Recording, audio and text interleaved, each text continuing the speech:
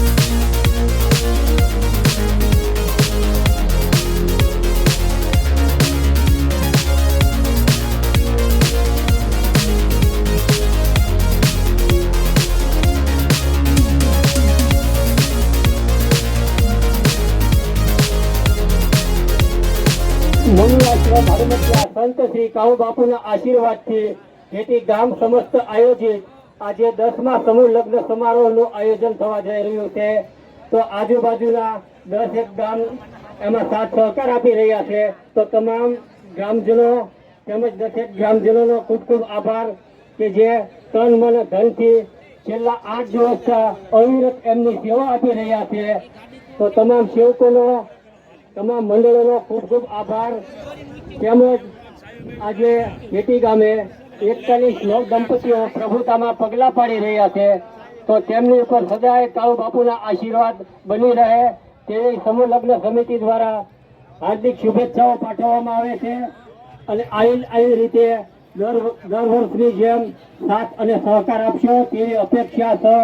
સૌ સેવકોને તેમજ મિત્રોને, મહેમાનોને જય કાળુબાપુ।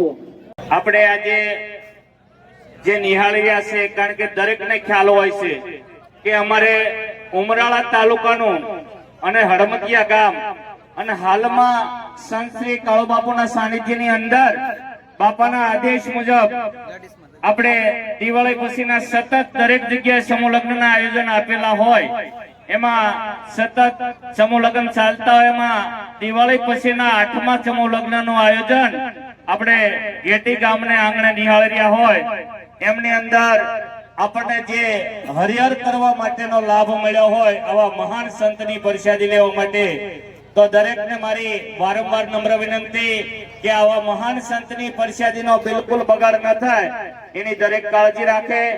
કારણ કે જે અહીંયા અમારા સ્વયંસેવક દ્વારા સરસ મજાની વ્યવસ્થા ગોઠવેલી હોય અને આશ્રમ તરફથી જે સ્વયંસેવક પધાર્યા હોય ગામ દેદડા, જસપરા, નાનીમાળ તેમજ આજપર અને પાલીતાણા આ દરેક ગામના સ્વયંસેવકે સરસ મજાની ભોજનશાળાની વ્યવસ્થા ગોઠવેલી હોય એમને આપણે સાથ અને સહકાર આપવો એ આપણી ફરજ છે. અને ભોજનશાળાની અંદર અથવા તો બહાર સ્વયંસેવક તમને સૂચના આપે એનું દરેક જગ્યાએ પાલન કરે. અને એક બીજું, બહેનોને આપણે વારંવાર સૂચના આપેલી હોય કે ટ્રાફિકની અંદર આજે આપણે રહેવાનું હોય ને તો પોતપોતાના ઘરેણા દાગીનાની પૂરેપૂરી કાળજી રાખે.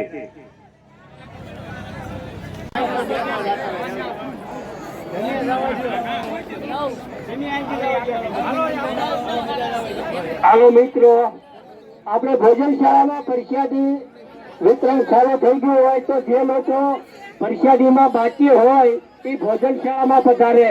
આપણે ભોજનશાળામાં પ્રસાદી ચાલુ થઈ ગયું હોય તો જે મિત્રો મહેમાનો ગ્રામજનો પ્રસાદીમાં બાકી હોય એ તાત્કાલિક ભોજનશાળામાં પધારે.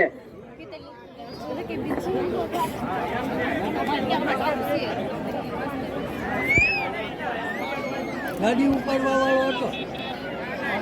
બોલો.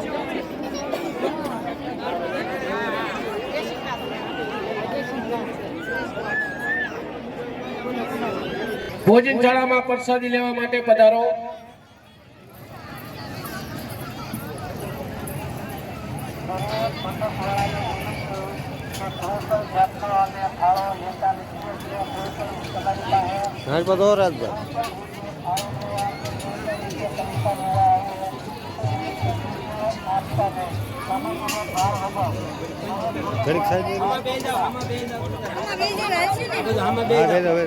આમાં બે દો ને અહીં પડખે નજીક બે જાવ.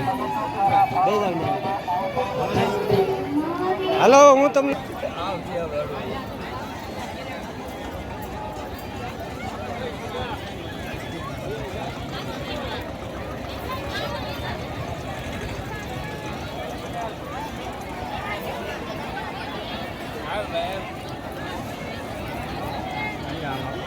ફોટો પડી દીધો બેન રાખો છો. હા, અમે કરું છું કરવું ફોટા મારવા આવે છે.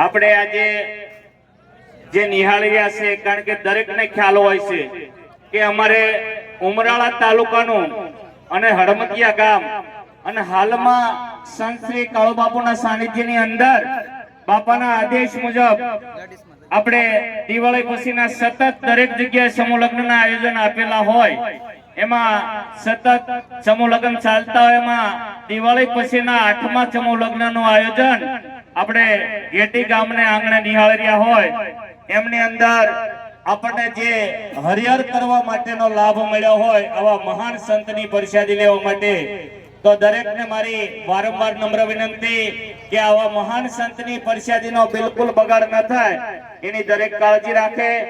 કારણ કે જે અહીંયા અમારા સ્વયંસેવક દ્વારા સરસ મજાની વ્યવસ્થા ગોઠવેલી હોય અને આશ્રમ તરફથી જે સ્વયંસેવક પધાર્યા હોય ગામ દેદડા, જસપરા, નાનીમાળ તેમજ આજપર અને પાલીતાણા આ દરેક ગામના સ્વયંસેવકે સરસ મજાની ભોજનશાળાની વ્યવસ્થા ગોઠવેલી હોય એમને આપણે સાથ અને સહકાર આપવો એ આપણી ફરજ છે અને ભોજનશાળાની અંદર અથવા તો બહાર સ્વયંસેવક તમને સૂચના આપે એનું દરેક જગ્યાએ પાલન કરે. અને એક બીજું બહેનોને આપણે વારંવાર સૂચના આપેલી હોય કે ટ્રાફિકની અંદર આજે આપણે રહેવાનું હોય ને તો પોતપોતાના ઘરેણા દાગીનાની પૂરેપૂરી કાળજી રાખે.